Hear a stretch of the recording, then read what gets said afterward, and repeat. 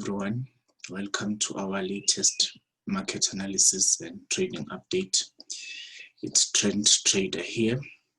So to begin, let's start by looking at our risk disclaimer.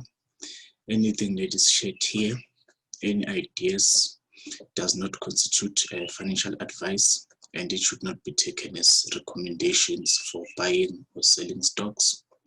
Trend Trader is not going to be liable for any profit or losses that result from the use of any material that is produced in this video. Okay, so I hope that the risk disclaimer is clear for everyone. So today we've got a couple of stocks that we'll be looking at, and also some stocks that we have on our watch list, and some trading updates of the trades that we took in the previous episodes.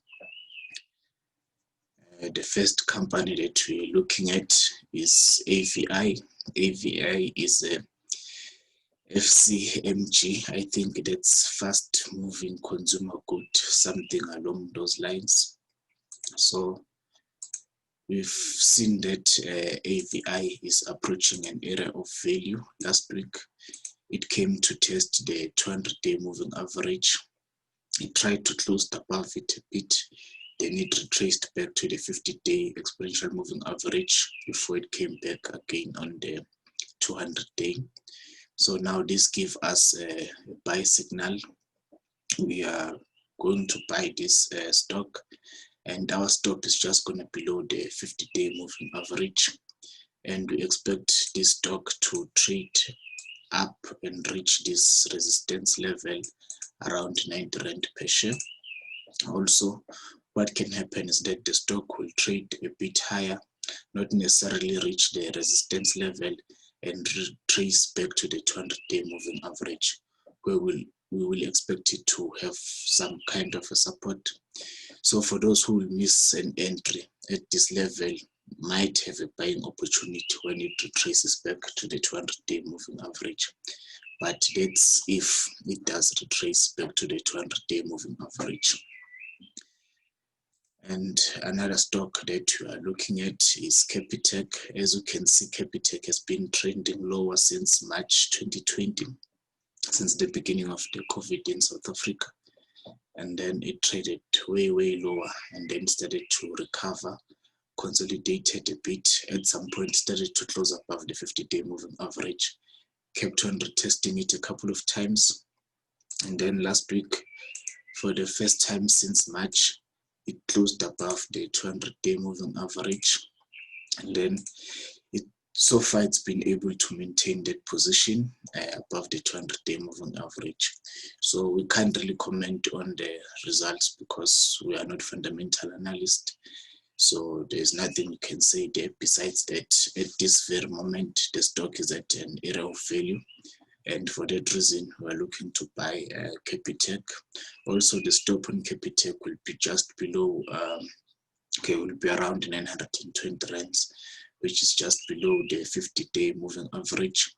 But also the stop, you can set it using the 200-day moving average, just maybe 1.5 ATR below this level. And then again, Capitec, something to note is that there is this level here. So we're not saying that this level might be resistance, but expect resistance around this level. If the stock is able to break above this level, then we expect it to trade until it reaches the previous highs, which are around 1,500 per share.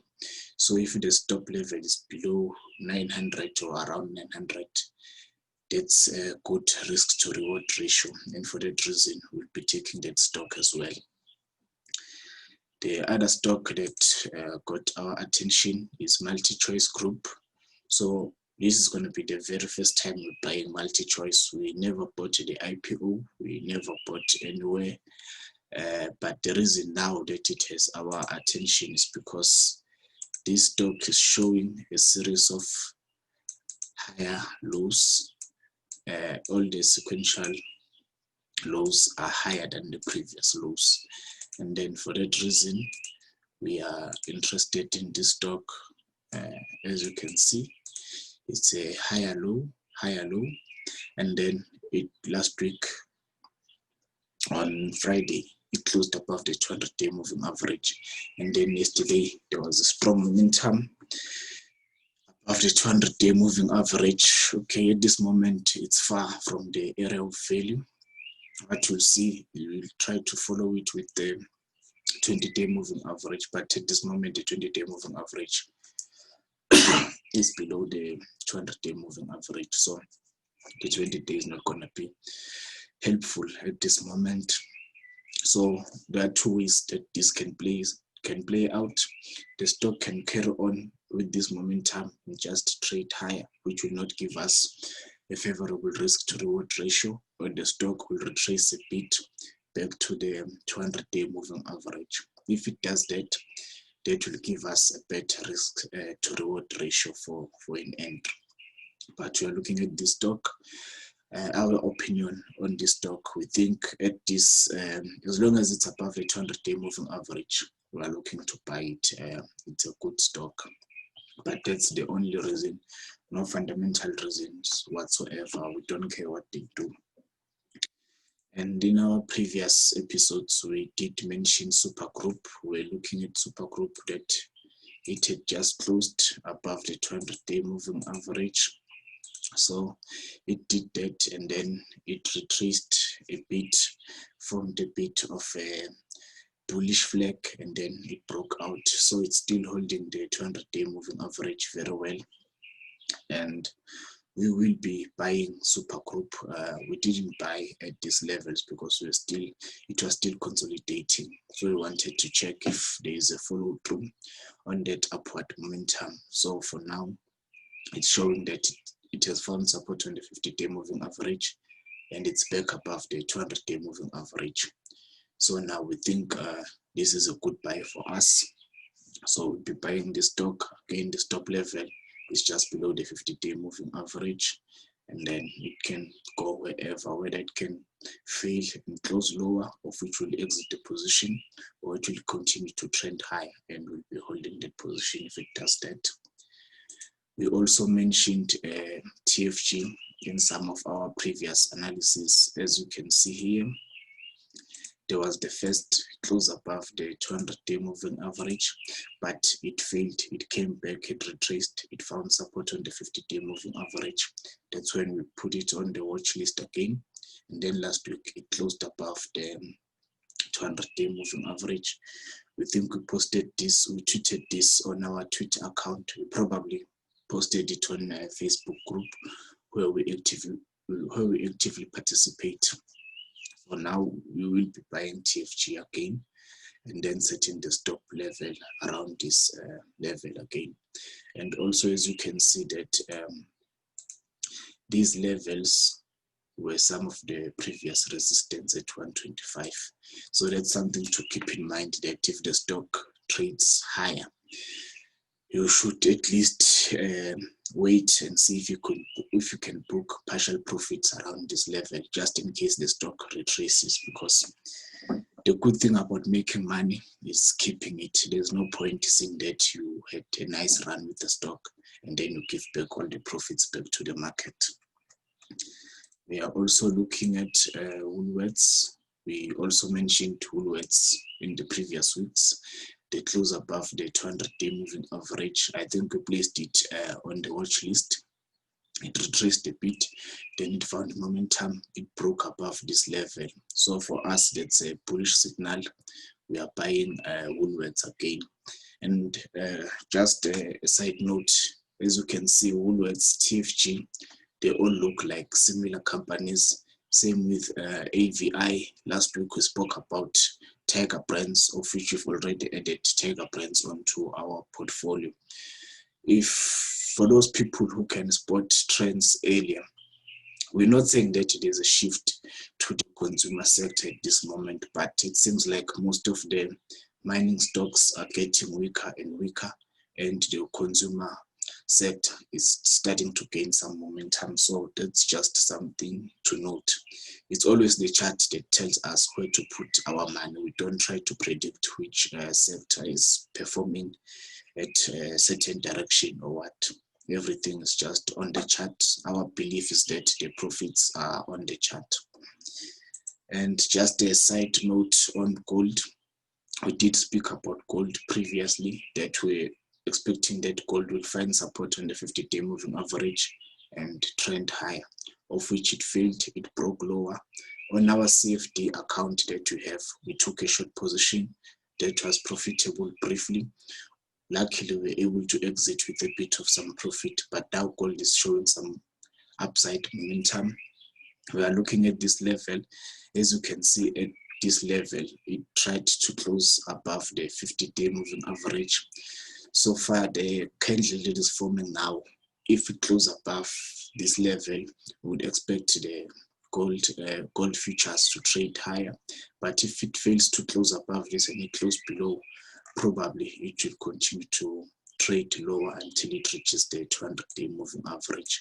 But at this very moment, we have a long position again on our CFD account, because every time we get a signal, we take that signal. Nobody knows what will happen, whether the trade will work or the trade will not work.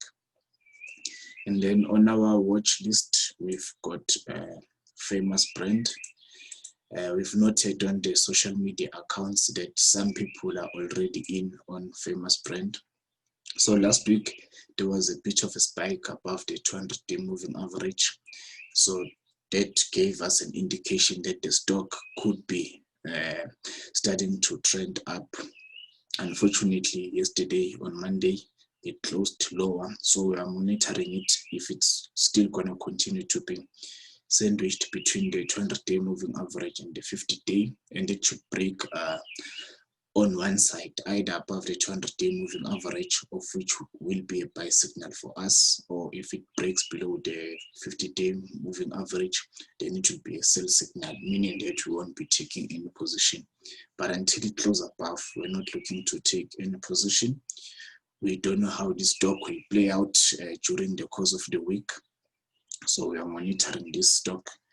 And another stock that has been on our watch list, probably now this is the third week, it's Mesmat. So it attempted to close above, but there wasn't enough momentum to drive the stock higher. So it retraced back, found support in the 50-day moving average.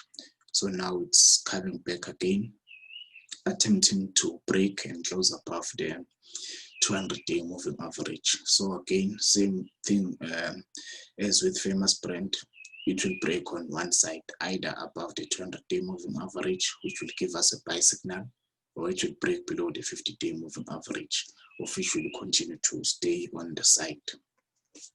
So famous brand and Mesmat, we're just monitoring those. We're keeping them in check to check if we'll be getting buy signal, which we will take, or if they will be sell signal, of which will continue to stay on the side. Another trade that we took last week that quickly turned sour was British American Tobacco. As you can see, we mentioned that it formed a higher low compared to this previous swing low, and then it closed above the 200-day moving average. We took this position. We set the stop just below the 200-day moving average.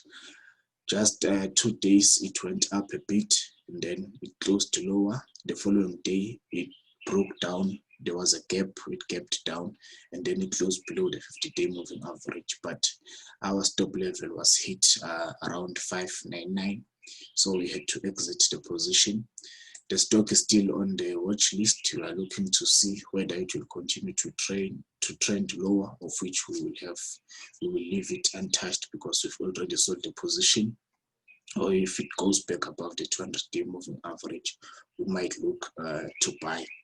So what we're trying to illustrate here is that we've got some trades that stay profitable for quite some time.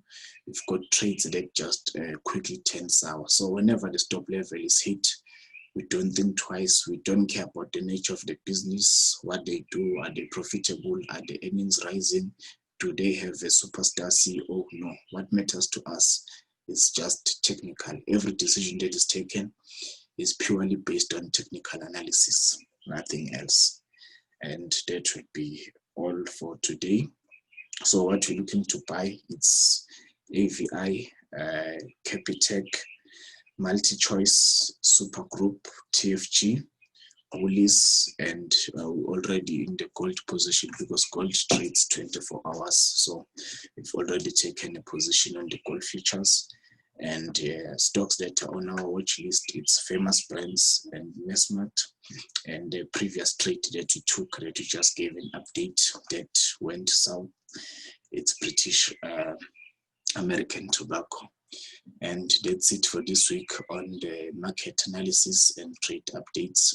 Thank you. We hope that you enjoy whatever we share with you. We hope that it's helpful. It's helping you guys. And don't forget to subscribe and click on the bell icon. Also like the video. If you like it, please share the video with other people who might be interested in trading stocks using technical analysis. And also, if you've got any questions, you can just leave your questions on the comment sections. If there are stocks that you would like us to look at least to give a technical perspective, you can leave that on the comment section. Another stock that you wanted to share an opinion on, it's Balwin Properties. It seems like a lot of people are talking about this stock.